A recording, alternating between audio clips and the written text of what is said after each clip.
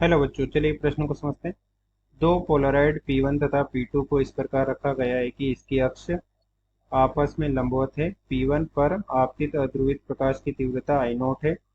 P1 और P2 के बीच एक अन्य पोलराइड P3 को इस प्रकार रखा जाता है कि इसकी अक्ष P1 की अक्ष से 45 डिग्री का कोण बनाती है। तो P2 से पारगमित प्रकाश की तीव्रता है I0/2, I0/4, I0/8, I0/16। हमें बताना है कि P2 से पारगमित प्रकाश की तीव्रता क्या है। मुख्य अवधारणा में हम देख सकते हैं कि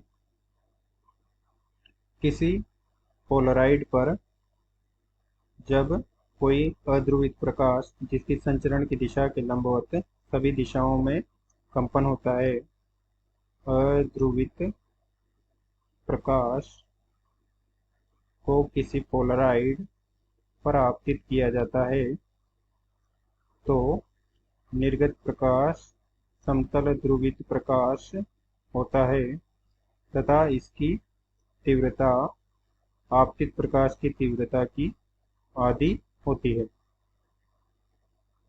अब इस समतल ध्रुवित प्रकाश को पहले पोलराइड की ध्रुवण अक्ष से थीटा कोण पर घूमी हुई ध्रुवण अक्ष के पोलराइड पर आपतित किया जाता है, तो इससे निर्गत प्रकाश भी समतल ध्रुवित प्रकाश होता है, परंतु उसकी तीव्रता आपतित तीव्रता की कोस थीटा का वर्ग गुना हो जाती है। ये भी समतल ध्रुवित प्रकाश है तथा ये भी समतल ध्रुवित प्रकाश है। इसे हम मेलस का नियम कहते हैं।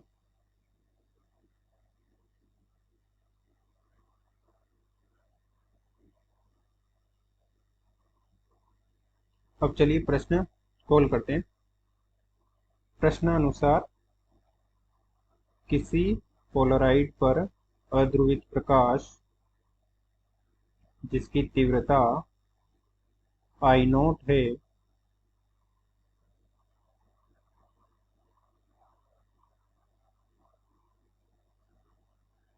पोलराइड P1 पर आपतित किया जाता है।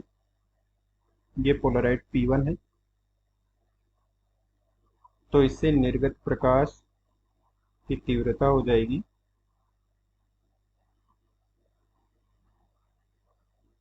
I0/2।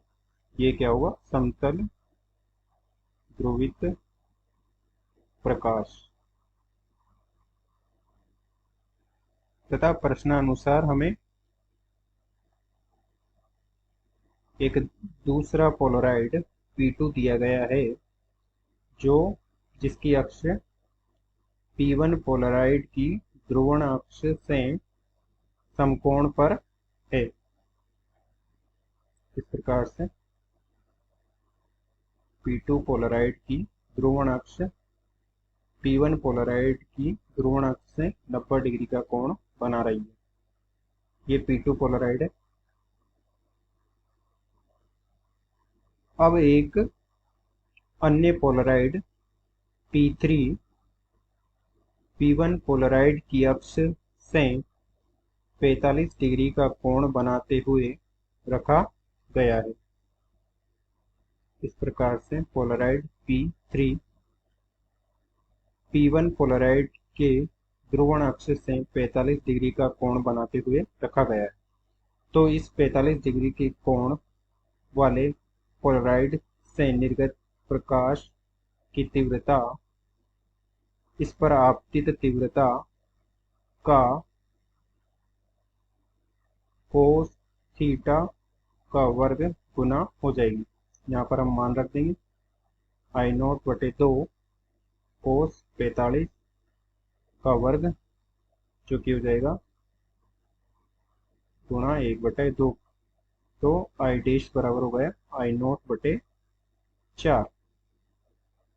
अब इस P3 से निर्गत प्रकाश को आपतित प्रकाश को P2 पोलराइड पर आपतित किया जाता है, जो कि P3 वाले से 45 डिग्री के कोण पर है। P1 वाले से तो समकोण पर है, परंतु P3 से 45 डिग्री के कोण पर है। तो इस P2 से निर्गत प्रकाश की तीव्रता I डबल डैश हो जाएगी। P3 से आपतित प्रकाश की तीव्रता I डैश का कोस थीटा डैश, इसे हम थीटा डैश दे देते हैं, का वर्ग गुना हो जाएगी।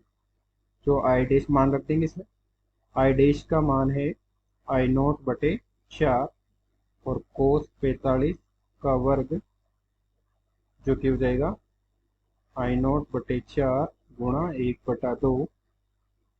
तो I डबल डैश बराबर हो जाएगा I0/8, जो कि हमें ज्ञात करना था कि P2 पोलराइड से निर्गत पारगमित प्रकाश की तीव्रता कितनी होगी। अतः दिए गए प्रश्न का सही उत्तर विकल्प सी I0/8 सही है। आशा करते हैं आपको समझ में आया होगा। धन्यवाद।